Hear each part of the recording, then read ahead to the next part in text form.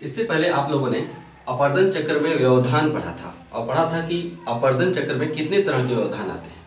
आपने देखा था कि भूखंड में उत्थान हो जाने से या भूखंड का अवतलन हो जाने से आधार तल ऊपर हो जाता है या नीचे हो जाता है।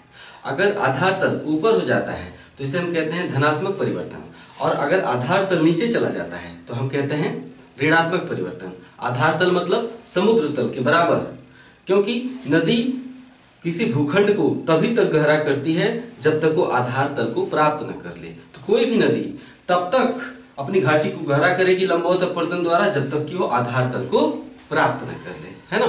तो अपवर्तन चक्र में व्यवधान कैसे आता है कि वृद्धावस्था भी आई नहीं है। अपवर्तन चक्र की वृद्धावस्था आने से पहले ही पता चला कि प्रौढ़ावस्था में है अपवर्तन चक्र और तब तक भूखंड का उत्थान हो गया, मतलब आधार तल नीचे चला गया। तो फिर से नदी युवावस्था में प्रवेश कर गई। क्यों? क्योंकि आधार तल नीचे है। तो नदी फिर से अपनी घाटी को गहरा करेगी कब तक? जब तक कि आधार तल को प्राप्त न कर ले। और नदी जब अपनी घाटी को गहरा करती है तो कौन सी अवस्था होती है? युवावस्था। क्योंकि नदी द्वारा घाटी गर्तन मतलब घाटी को लंबवत अपवर्तन द्वारा गहरा करना। तो घाटी गर्तन अर्थात लंबवत अपवर्तन किस अवस्था की विशेषता होती है? युवावस्था की विशेषता होती है ना।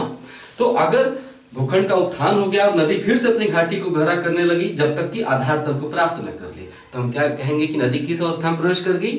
युवावस्था में। सारी बातें एक दूसरे से जुड़ी हुई हैं। अब अगला अध्याय है, आपने पीछे पढ़ा था अपवर्तन चक्र में व्यवधान। अब हम आगे पढ़ेंगे नवोन्मेष, और नवोन्मेष की स्थलाकृतिक अभिव्यक्ति, मतलब नवोन्मेष के दौरान कौन कौन सी स्थलाकृतियों का निर्माण होता है। काफी महत्वपूर्ण चैप्टर है, बहुचक्रीय स्थलाकृतियां भी कहते हैं। नवोन्मेष की स्थलाकृतिक अभिव्यक्ति को हम बहुचक्रीय स्थलाकृतियां भी कहते हैं। एग्जाम में हमेशा पूछा जाता है, पिछले वर्षों के प्रश्न पत्र उठा लीजिए, ठीक है, देख लीजिए वहां पे। तो बहुचक्रीय स्थलाकृतियां नवोन्मेष का परिणाम होती है। तो आइए पहले नवोन्मेष को समझ लें कि जब आधार तल नीचे चला जाता है, यानी जब भूखंड का उत्थान हो जाए और आधार तल नीचे चला जाए, तो उसे हम कहते हैं, तो नदी का जो अपवर्तन शक्ति है नदी की, उसमें वृद्धि हो जाती है। भूखंड आधार तल से जितना ही ऊपर जाएगा, भूखंड आधार तल से जितना ही ऊपर उठेगा, नदी की अपवर्तन की शक्ति उतनी ही बढ़ जाती है, क्योंकि ढाल तेज हो जाता है। तो इसे हम कहते हैं नवोन्मेष। नदी में नवोन्मेष हो जाना, यानी पुनर्युवन मतलब फिर से जवानी, है ना। तो नवोन्मेष का, ऐसे तो आधार तल में दो तरह के परिवर्तन होते हैं, धनात्मक और ऋणात्मक, लेकिन नवोन्मेष इनमें से ऋणात्मक परिवर्तन से संबंधित है। अर्थात जब भूखंड में उत्थान के चलते आधार तल में ऋणात्मक परिवर्तन हो जाए, आधार तल नीचे चला जाए, तो हम कहते हैं नवोन्मेष हो गया। तो नवोन्मेष का अर्थ होता है आधार तल का नीचे चला जाना, ठीक है। तो जब भूखंड में उत्थान के चलते, नवोन्मेष क्या है फिर से समझ लेते हैं परिभाषा के रूप में। जैसे जब भूखंड में उत्थान के चलते आधार तल नीचे चला जाए और नदी अपनी बढ़ी हुई ताकत से फिर से अपनी घाटी को गहरा करने लगे, तो इसे हम कहते हैं नदी में नवोन्मेष या पुनर्युवन हो गया, है ना। नदी का नवोन्मेष हो गया या पुनर्युवन हो गया, इसे हम कहते हैं। नवोन्मेष की स्थिति में नदी की गतिज ऊर्जा बढ़ जाती है, क्योंकि ढाल तीव्र हो जाता है। नवोन्मेष की स्थिति, भूखंड ऊपर उठ गया तो ढाल तीव्र हो जाता है, इसके चलते नदी की जो गतिज ऊर्जा है वो काफी तीव्र हो जाती है। इसी के साथ नदी की अपवर्तन, लंबवत अपवर्तन की दर भी काफी तीव्र हो जाती है। नदी द्वारा नवोन्मेष की स्थिति में गतिज ऊर्जा बढ़ जाती है, परिणाम स्वरूप नदी द्वारा लंबवत अपवर्तन की तीव्र हो जाती है। नदी फिर से अपनी घाटी गर्तन द्वारा गहरा करने लगती है जब तक कि आधार तल को प्राप्त न कर ले, ठीक है। नवोन्मेष की स्थिति में अपवर्तन चक्र अपनी पिछली अवस्था में पहुंच जाता है ना। नवोन्मेष की स्थिति में अपवर्तन चक्र अपनी पिछली अवस्था में पहुंच जाता है। उदाहरण के लिए, अगर अपवर्तन चक्र प्रौढ़ावस्था में है तो नवोन्मेष हो जाने पर चक्र अपने युवावस्था में प्रवेश कर जाता है फिर से, क्योंकि नदी अपनी घाटी को फिर से गहरा करने लगती है ना। तो चक्र, नवोन्मेष की स्थिति में चक्र अपनी पिछली अवस्था में पहुंच जाता है और साथ ही चक्र की अवधि बढ़ जाती है ना। अगर प्रौढ़ावस्था में था तो अब वृद्धावस्था आती, लेकिन अब फिर से युवावस्था में चला गया, है ना। तो चक्र अब फिर से प्रौढ़ावस्था प्राप्त करेगा, तब वृद्धावस्था में पहुंचेगा, तो अपर्दन चक्र की अवधि बढ़ जाती है नवोन्मेष की स्थिति में।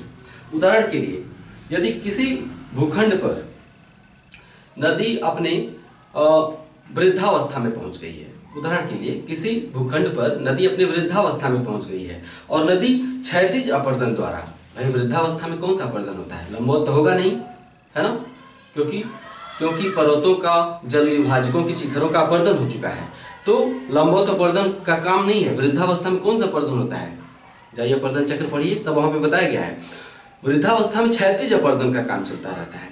तो अगर किसी भूखंड पर अपर्दन चक्र अपनी वृद्धावस्था में पहुंच गया है और नदी ने चौड़ी और छिछली जलोढ़ मैदानों का निर्माण कर लिया है। जलोढ़ मैदान मतलब अरे ऐसे मैदान जो मिट्टी से ढके रहते हैं, समतल मैदान जिस पर नदी द्वारा जो गाद लाई जाती है, जिसमें हम खेती करते हैं, मिट्टी, उसी को जलोढ़ मैदान कहते हैं। जैसे गांव में जाइए, दूर दूर तक मिट्टी के खेत दिखते हैं ना, वही जलोढ़ मैदान होता है। ठीक है, तो किसी भूखंड पर अपर्दन चक्र अपने वृद्धावस्था में पहुंच गया है और नदी क्षैतिज अपर्दन द्वारा चौड़े और उथले जलोढ़ मैदानों का निर्माण कर चुकी है। लेकिन इसी बीच अगर नवोन्मेष हो जाए, यानी भूखंड का उत्थान हो जाए, तो नवोन्मेष के कारण नदी फिर से अपनी घाटी को गहरा करना प्रारंभ कर देगी और चक्र अपनी युवावस्था में फिर से पहुंच जाएगा। इससे चक्र की अवधि लंबी हो जाएगी। नवोन्मेष के कारण कई विचित्र प्रकार की स्थलाकृतियों का निर्माण हो जाता है। जब उन्हीं स्थलाकृतियों के बारे में हम पढ़ेंगे, तो नवोन्मेष की स्थलाकृति अव्यक्ति, ठीक है, जब अपर्दन चक्र में बार बार जब नवोन्मेष के कारण, विशेष रूप से नवोन्मेष के कारण, मतलब आधार ताल में ऋणात्मक परिवर्तन के चलते, जब आधार तल में ऋणात्मक परिवर्तन के चलते या नवोन्मेष के कारण चक्र में बार बार व्यवधान उत्पन्न होता है, तो कई चक्र घटित होते हैं, जिसे बहुचक्र कहते हैं। बहुचक्रों के दौरान निर्मित स्थलाकृतियों को हम बहुचक्रीय स्थलाकृतियां कहते हैं। ऐसी 4 बहुचक्रीय स्थलाकृतियों का हम यहाँ पे विशेष रूप से अध्ययन करेंगे। घाटी के अंदर घाटी, दूसरा है उत्थित संप्राय मैदान, ठीक है, तीसरा है अधःकर्तित विसर्ग और चौथा है निक पॉइंट। ऐसे तो इनको समझ के लिखते रहिए तो पता चला 5-6 पन्ने भर जाते हैं, लेकिन एग्जाम में हमें अपनी कुशलता का परिचय देना है, कम शब्दों में लिख के 10 मिनट में आगे बढ़ना है। ऐसे तो इसे बढ़िया से लिखेंगे किताब से देख के तो आपके पूरे के पूरे लग जाएंगे लगभग 20 से 25 मिनट, कितना भी तेज लिखेंगे। लेकिन हमें एग्जाम में 10 मिनट ही रखना है एक प्रश्न के जवाब के लिए। 10 मिनट से अधिक अगर आप रखेंगे तो गए काम से। इसलिए मैं उतना ही पढ़ाऊंगा लिखाऊंगा जितने से आप अपने प्रश्न पत्र पूरा कर लें और परीक्षा को जब मेंस एग्जाम देने का आपको मौका मिले तो, और आपका सब्जेक्ट भूगोल हो तो मौका छूटे न पाए, है ना। तो सिर्फ 4 यहाँ पढ़ते हैं। घाटी के अंदर घाटी, आप दिखा दीजिए कि हम जानते हैं बात को, 2 लाइन में लिख के। घाटी के अंदर घाटी, उत्थित संप्राय मैदान, अधःकर्तित विसर्ग, निक पॉइंट। इन चित्रों को ध्यान से देख लीजिएगा, हम समझा देते हैं कि मैंने बनाया क्या है, ठीक है। घाटी के अंदर घाटी, पहले तो हम समझ वाली भाषा में बता दें, क्योंकि इसका नोट्स मैं आपको भेज दूंगा, उसकी चिंता मत करिए, नोट्स आपको मिल जाएगा। फिलहाल इसे समझ लीजिए। ये है चौड़ी घाटी, नदी की जो चौड़ाई होती है ना, ये चौड़ाई नदी की। नदी कभी इस घाटी में बहती थी।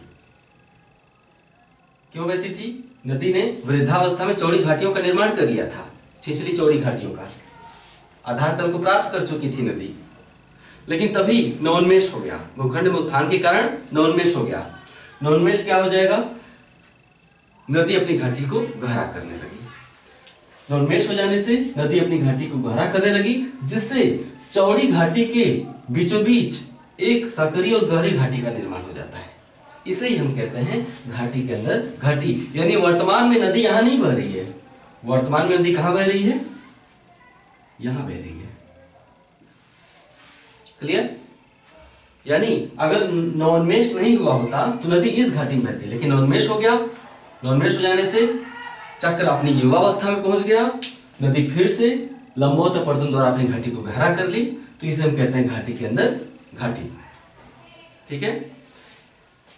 जैसे उदाहरण के लिए राजरप्पा एक स्थान है दामोदर पठार पर, नहीं हजारीबाग पठार पर, सॉरी हजारीबाग पठार पर एक स्थान है राजरप्पा नामक स्थान है हजारीबाग पठार पर। राजरप्पा के निकट जो दामोदर घाटी है राजरप्पा के निकट, हजारीबाग पठार पर राजरप्पा के निकट दामोदर घाटी में, घाटी के अंदर घाटी का सुंदर उदाहरण मिलता है। दामोदर नदी की घाटी में, घाटी के अंदर घाटी का सुंदर उदाहरण मिलता है, जिसमें दामोदर नदी पुरानी घाटी को छोड़कर अपनी नई गहरी और सकड़ी घाटी में प्रवाहित हो रही है, क्योंकि राजरप्पा के पास दामोदर पठार का उत्थान हो गया था। दोबारा घाटी का निर्माण, वो चौड़ी घाटी का निर्माण कर लिया था नदी ने, लेकिन राजरप्पा के पास दामोदर पठार का उत्थान हो गया, जिससे दामोदर नदी ने फिर से अपनी घाटी को गहरा कर दिया, है ना। इसे हम घाटी के अंदर घाटी या दो तल्ले वाली घाटी भी कहते हैं, दो तल्ले वाली घाटी, ठीक है। नेक्स्ट, उत्थित संप्राय मैदान। उत्थित संप्राय मैदान क्या है, समझने वाली बात है। वैसे भी मैं मान के चल रहा हूं कि आप बुक पढ़ रहे हैं। बुक खासकर जो भौतिक भूगोल है, याद रखिए भौतिक भूगोल का पूरा हिस्सा किताब से पढ़ना जरूरी है। जो प्रथम प्रश्न पत्र का सेक्शन ए है उसमें किताब अनिवार्य है। प्रथम प्रश्न पत्र के सेक्शन ए यानी भौतिक भूगोल खंड क, उसमें किताब पढ़ना जरूरी है। सेक्शन बी यानी खंड ख, उसमें किताब नहीं भी पढ़ेंगे तो मैं इतना नोट्स आपको दे दूंगा कि आपका काम चल जाएगा, घबराने वाली बात नहीं है। लेकिन जो सेक्शन ए है वो टोटल और साइंटिफिक है। जब तक आप कार्य कारण नहीं समझेंगे, केवल किताब से पढ़कर पूरी तरह से बात समझ में आती नहीं है, और यहाँ पर मेरी भूमिका महत्वपूर्ण हो जाती है। इसलिए किताब पढ़ते हुए चलिए। भौतिक भूगोल में क्या क्या है, भूआकृतिक विज्ञान, जलवायु विज्ञान, समुद्र विज्ञान, जीव और वनस्पति विज्ञान और पर्यावरण और पारिस्थितिक तंत्र। यहाँ पे किताब आप पढ़ते रहिए मेरे साथ साथ। उत्थित संप्राय मैदान, किसी भूखंड पर एक अपर्दन चक्र जब पूरा हो जाता है, किसी भूखंड पर एक अपर्दन चक्र पूरा हो जाने पर आकृति विहीन समतल मैदान का निर्माण हो जाता है, जिसे संप्राय मैदान कहते हैं। आकृति में समतल मैदान का निर्माण हुआ, जिसे संप्राय मैदान कहते हैं। यानी एक अपर्दन चक्र पूरा हो गया, तो पहला अपर्दन चक्र पूरा हो जाने के बाद भूखंड में नवोन्मेष हो गया। भूखंड का उत्थान हो जाने से नवोन्मेष हो गया, और नवोन्मेष हो जाने से दूसरा अपर्दन चक्र प्रारंभ हो गया। ठीक है, यहां पे युवा अवस्था नहीं आई, इसने अपनी वृद्धावस्था को पाके खत्म कर लिया था। पहला अपर्दन चक्र किसी भूखंड पर समाप्त हो जाने पर, पहला अपर्दन चक्र समाप्त हो जाने पर संप्राय मैदान या पेनिप्लेन का निर्माण हो जाता है। अब अगर भूखंड का दोबारा उत्थान हो जाए तो नवोन्मेष के चलते, भूखंड पर अगर दूसरा अपर्दन चक्र यानी नवोन्मेष के चलते अगर दूसरा अपर्दन चक्र प्रारंभ हो गया और दूसरा अपर्दन चक्र भी फिर समाप्त हो गया, तो दूसरे अपर्दन चक्र के बाद जो पेनिप्लेन का निर्माण होता है वो नीचे होता है और पुराना पेनिप्लेन ऊपर होता है। क्यों? क्योंकि भूखंड का उत्थान हो गया था, तो जो पुराना पेनिप्लेन था वो ऊपर चला गया। अब बाद में जब दूसरा अपर्दन चक्र समाप्त हुआ तो पुराने पेनिप्लेन का कुछ हिस्सा बचा रह जाता है। यहाँ पे दिख रहा है उत्थित संप्राय मैदान। तो नया पेनिप्लेन नीचे होता है और पुराना पेनिप्लेन नए पेनिप्लेन से ऊपर की ओर दिखाई देता है। इस पुराने अवशेष के रूप में बचे हुए पेनिप्लेन के भाग को ही हम उत्थित संप्राय मैदान कहते हैं। उदाहरण के लिए रांची पठार पर पाट प्रदेश, रांची पठार पर एक पश्चिमी पाट प्रदेश है। पश्चिम मतलब रांची पठार का जो पश्चिमी हिस्सा है, तो रांची पठार पर जो पश्चिमी पाट प्रदेश वाला क्षेत्र है वो उत्थित संप्राय मैदान का ही उदाहरण है। यानी रांची पठार का उत्थान हुआ था जिससे पेनिप्लेन ऊपर उठ गया था। ठीक है, यहां आप ये भी लिख सकते हैं ब्रैकेट में, रांची का पश्चिमी पाट प्रदेश। ठीक है, अधः कर्तित विसर्ग, सब बातें एक दूसरे से जुड़ी हुई, ये सब अलग अलग चीजें नहीं है। अब नदी अगर अपनी वृद्धावस्था में पहुंच गई है, अधः कर्तित विसर्ग के बारे में बता रहा हूं। अगर किसी स्थल पर अपर्दन चक्र अपनी वृद्धावस्था में पहुंच गया है तो नदी ने चौड़े चौड़े विसर्पों और अपनी विसर्पित घाटी का निर्माण कर लिया है। नदी जो ऐसे से रेंगती हुई चलती है हम क्या कहते हैं, विसर्प। तो किसी भूखंड पर यदि अपर्दन चक्र अपनी वृद्धावस्था में पहुंच गया है तो नदी चौड़े विसर्पों और चौड़ी विसर्पित घाटी मतलब नदी तो ऐसे से बहती ही है, नदी के आसपास की जो घाटी है उसको भी आप देखते होंगे वो भी टेढ़ी मेढ़ी चल रही है।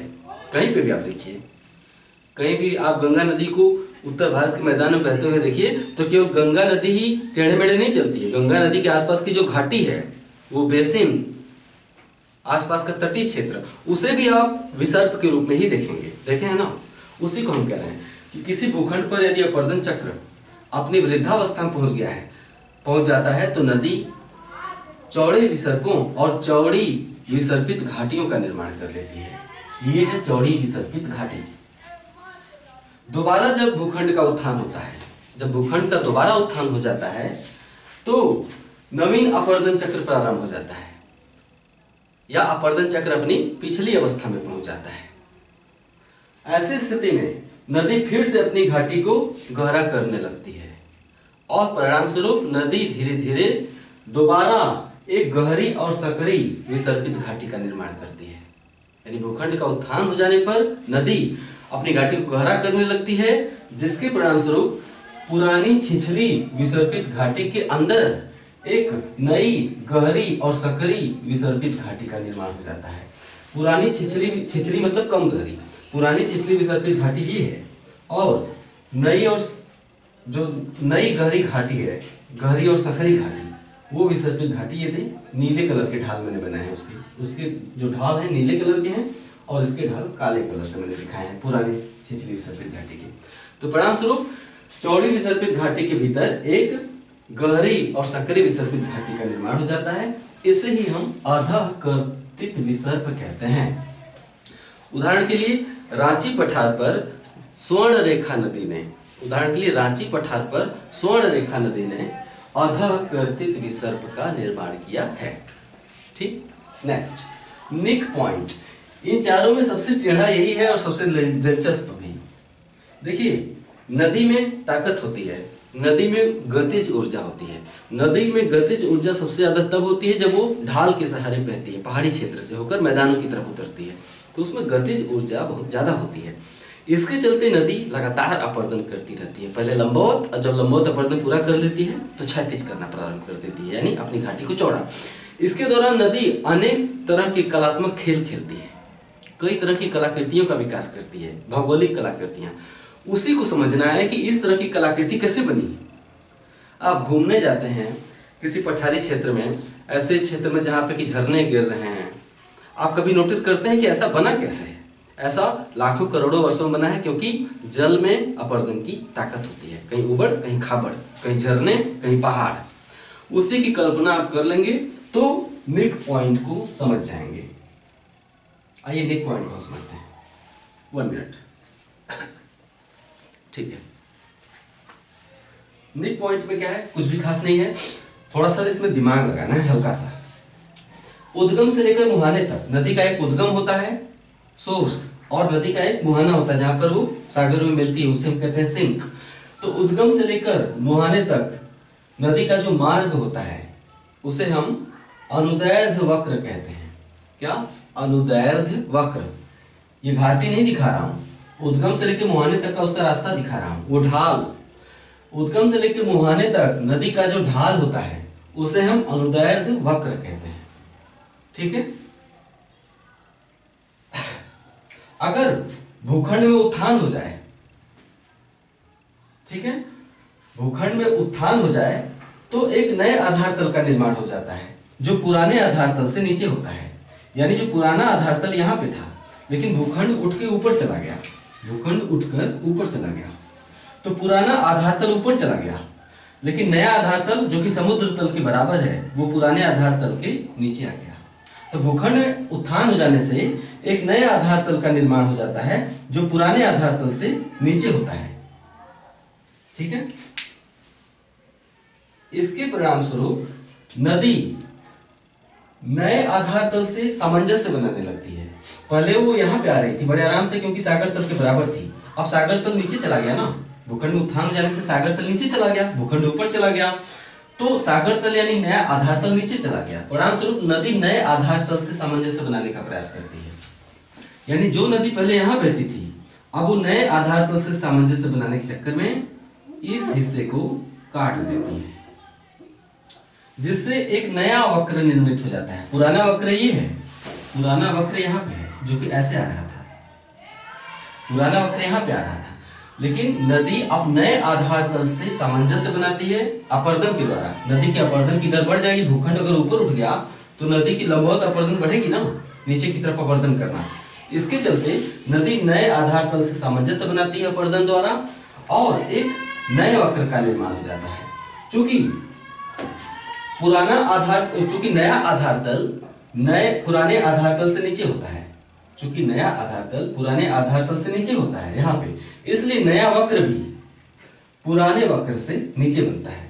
क्लियर? इस बात का उल्लेख जरूर करना है कि चूंकि नया आधार तल पुराने आधार तल से नीचे होता है, इसलिए नदी द्वारा निर्मित नया वक्र भी पुराने वक्र से अपेक्षाकृत नीचे होता है। पुराने वक्र यानी पुराना वक्र यानी पुराना ढाल, पुराने ढाल और नए ढाल के मिलन बिंदु को ही हम निक पॉइंट कहते हैं। ये नदी का रास्ता है उद्गम से लेकर मुहाने तक, तो नए वक्र और पुराने वक्र के मिलन बिंदु को ही हम निक पॉइंट कहते हैं। निक पॉइंट के सहारे झरनों जलप्रपातों का विकास हो जाता है।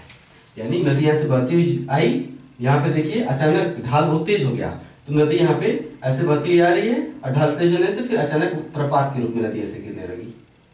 समझ रहे हैं ना? ऐसे देखिए बहती हुई आई और यहाँ पे निक पॉइंट के सहारे जलप्रपात का निर्माण हो जाता है। स्वाभाविक सी बात है, ऊंचाई से झरने के रूप में गिरने लगती है। तो निक पॉइंट के सहारे नदी जलप्रपात का निर्माण कर देती है। क्लियर? कोई भी नदी हमेशा शीर्ष अपरदन करती रहती है। नदी में 3 तरह के अपरदन होते हैं, इसे नोट में नहीं लिखना है वहां पे, ये आपको समझाने के लिए। एक तो लंबवत अपरदन नीचे की तरफ, दूसरा क्षैतिज अपरदन अगल बगल में, तीसरा अपरदन होता है पीछे की तरफ। नदी जब बहती हुई आती है तो निक पॉइंट के सहारे अपने शीर्ष का भी अपरदन करती रहती है। शीर्ष मतलब अपना सबसे उठा हुआ क्षेत्र चट्टान का, उसे अपरदन करते हुए पीछे की तरफ सरकती रहती है। यानी कुछ साल बाद फिर ऐसा हो जाएगा, फिर ऐसा हो जाएगा। यानी नया वक्र अभी यहां है, हजारों साल बाद नया वक्र कहां जाएगा? यहां आ जाएगा, और ये वाला हिस्सा काट छाट कर बराबर कर दिया जाएगा नदी द्वारा। समझ गए? यानी निक पॉइंट अब कहां है? अब निक पॉइंट वहां नहीं है, निक पॉइंट अब यहां है। आपको चित्र वही बनाना है जो पुराना वाला था, जो अभी थोड़ी देर पहले बना हुआ था। ये मैं समझाने के लिए बता रहा हूं। यानी निक पॉइंट जो कभी यहां हुआ करता था, नदी द्वारा हमेशा शीर्ष अपरदन होता रहता है। शीर्ष अपरदन के चलते निक पॉइंट हमेशा पीछे की तरफ सरकता जाता है। क्लियर? निक पॉइंट तब तक पीछे की ओर सरकता जाएगा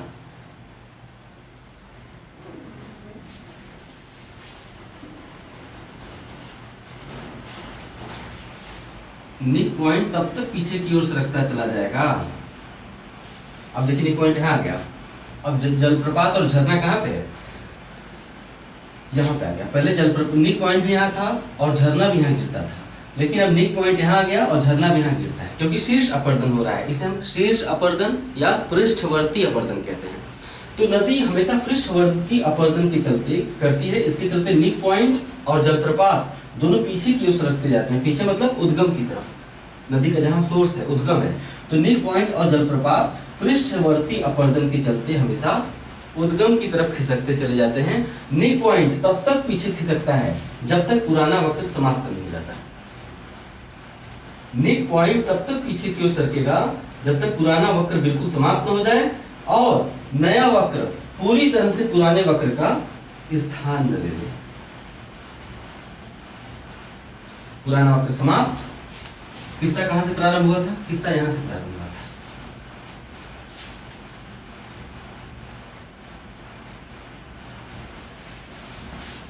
किस्सा यहां से शुरू हुआ था और देखिए मैंने किस तरह से खत्म करके दिखा दिया। बहुत ही सरल है ना, और बहुत ही दिलचस्प। एक बार ढंग से अगर इसे समझ लेंगे तो इसे मैं समझता हूं दोबारा लिखने की जरूरत ही नहीं।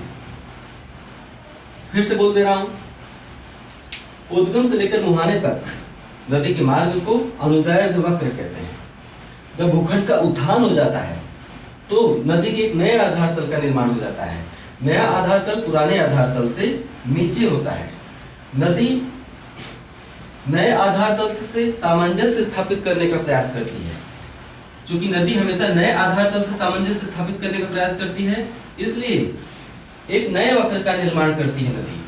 चूंकि नया आधार तल पुराने आधार तल से नीचे है, इसलिए नया वक्र भी पुराने वक्र से नीचे की तरफ होता है। ये दोनों वक्र जहां पर मिलते हैं उसी मिलन बिंदु को, दोनों वक्रों के मिलन बिंदु को हम निक पॉइंट कहते हैं।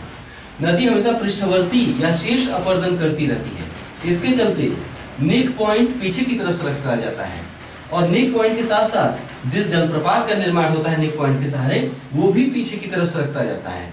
निक पॉइंट तब तक पीछे की तरफ यानी अपने उद्गम की तरफ सरकता जाता है जब तक पुराना वक्र बिल्कुल समाप्त नहीं हो जाता और नया वक्र पुराने वक्र को पूरी तरह से, निक पॉइंट तब तक पीछे की तरफ सरकता जाता है जब तक नया वक्र पूरी तरह से पुराने वक्र का स्थान नहीं ले लेता, मतलब यहां तक आ जाएगा ऐसे।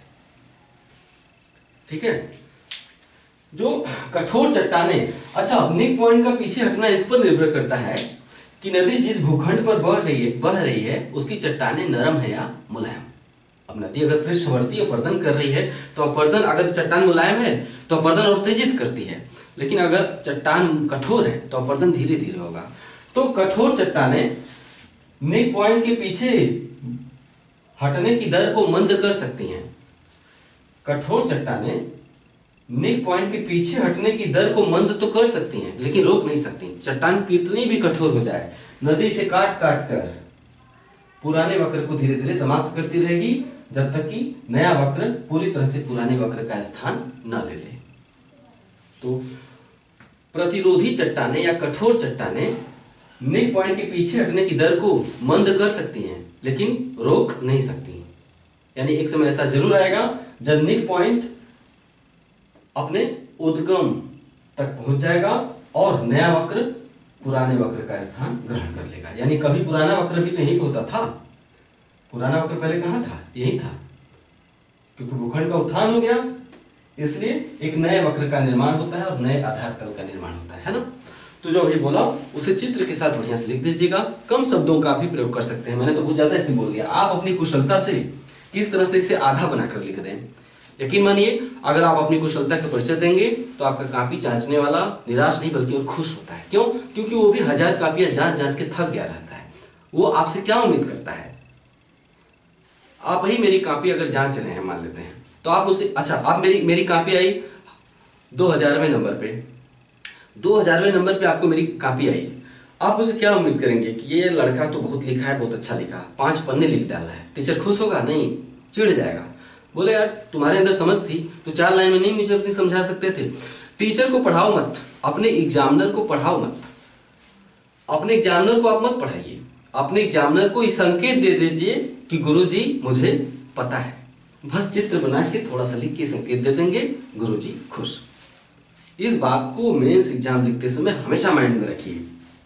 इस बात को जरा सा भी आप भूले और अपनी विशेषज्ञ वो अपना लंबा चौड़ा ज्ञान लगे कॉपी में लिख लिख के दिखाने तो एग्जामिनर नाराज होना स्वाभाविक है, अच्छा नंबर फिर नहीं देगा। वो चाहता था आपको 10 में से 8 देना, तभी आपने उसे 2-3 पन्ने पलटवा दिए, कहेगा अब 8 इसको नहीं दूंगा। सही बता रहा हूं, ये मनोविज्ञान होता है। ये हो गया नॉनमेष और बहुचक्री स्थलाकृतियां, जैसे बोला वैसे लिख लीजिएगा। नॉनमेष और बहुचक्रीय स्थलाकृतियों के बाद हम क्या पढ़ेंगे? अब भूआकृतिक विज्ञान समाप्ति के कगार पे है। इसके बाद हमें जानते हैं क्या पढ़ना है? अपरदन और अपक्षय पढ़ना है। अपरदन और अपक्षय एनसीईआरटी की किताबों में कक्षा 6, 7, 8 में भी लिखा होता है। इसका मतलब बच्चों को भी बड़े आसानी से समझ में आ जाता है। तो अपरदन और अपक्षय यहाँ पे चित्र बना के समझाने की कतई जरूरत नहीं है, मैं नोट्स दे दूंगा आपको, ठीक है? नोट्स आपको मिल जाएगा, अपरदन और अपक्षय का नोट्स मिल जाएगा। उसके बाद आपको बहुत ही मजा आएगा। उसमें पता है हमेशा रासायनिक अपक्षय और जैविक अपक्षय अक्सर टिप्पणी के रूप में आ जाते हैं कि जैविक अपक्षय को समझाइए या रासायनिक अपक्षय पर टिप्पणी कीजिए, यही दोनों में से कोई एक पूछा जाता है। अपरदन नहीं पूछा गया है आज तक, लेकिन फिर भी आप नोट्स ले लीजिए, अपरदन का भी अपक्षय का भी। अपक्षय में जैविक अपक्षय और रासायनिक अपक्षय को विशेष रूप से समझ लीजिएगा। इसके बाद हम अपरदन से सवाल नहीं आते, सिर्फ अपरदन से चक्र के रूप में सवाल आते हैं, वही स्थलाकृतिक चक्र या अपरदन चक्र, डेविस का और पेंक का। अब उसके बाद हम स्थलाकृतियां पढ़ेंगे। स्थलाकृतियों में कई तरह की स्थलाकृतियां, जैसे अभी तक आपने क्या पढ़ा, नदी द्वारा अपरदन चक्र के दौरान अगर नवोन्मेष हो जाता है तो नदी कई तरह की स्थलाकृतियों का निर्माण कर देती है। ये तो नवोन्मेष के दौरान जिन स्थलाकृतियों का निर्माण होता है वो थी, लेकिन नदी साधारणतया भी बहुत सारी स्थलाकृतियों का निर्माण करती है।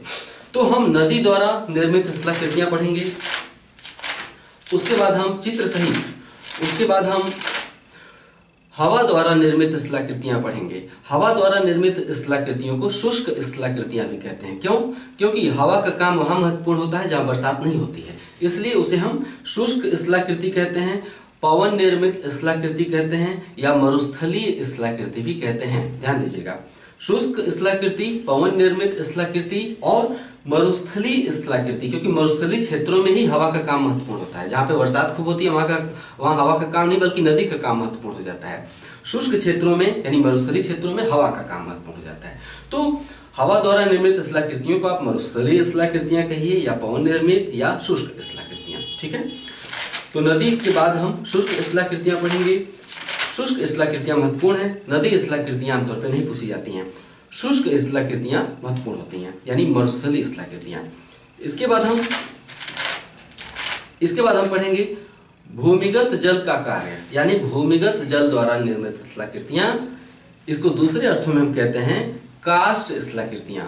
कार्स्ट लिख के दिखा दें ताकि आप बात नोट कर लें, आपके सिलेबस में लिखा हुआ है।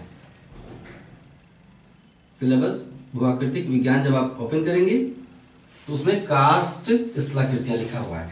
कार्स्ट प्रदेश मतलब यूरोप में एक ऐसा क्षेत्र है जो जहां पे कि भूखंड चूने का बना हुआ है। मतलब भूखंड के जो चट्टाने हैं उसमें चूने का मात्रा अधिक है।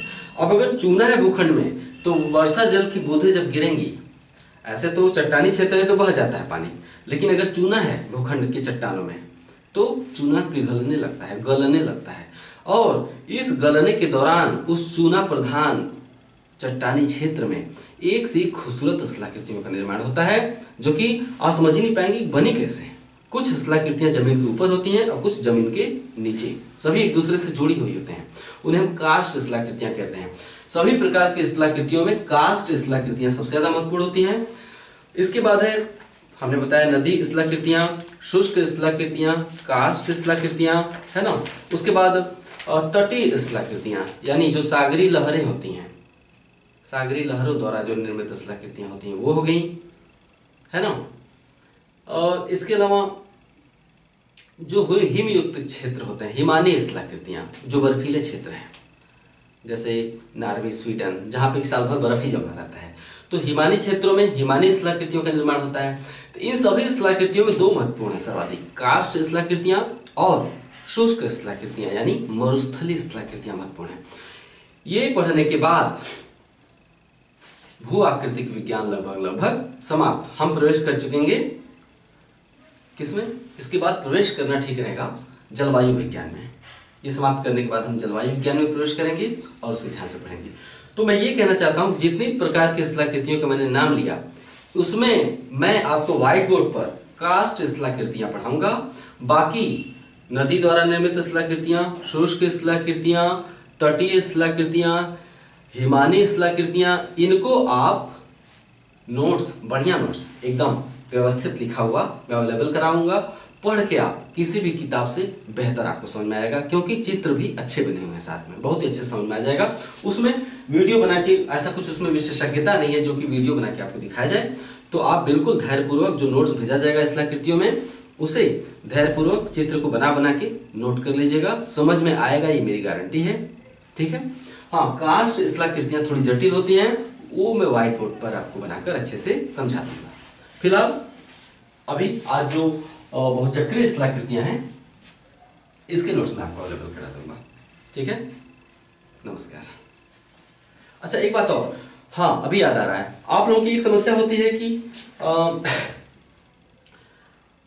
एक ऐसा फोन नंबर होना चाहिए जिसपे अगर किसी को वीडियो नहीं मिल पा रहा है तो आप उस फोन नंबर पर कांटेक्ट करके बता सकें कि हमें वीडियो नहीं मिल पा रहा है।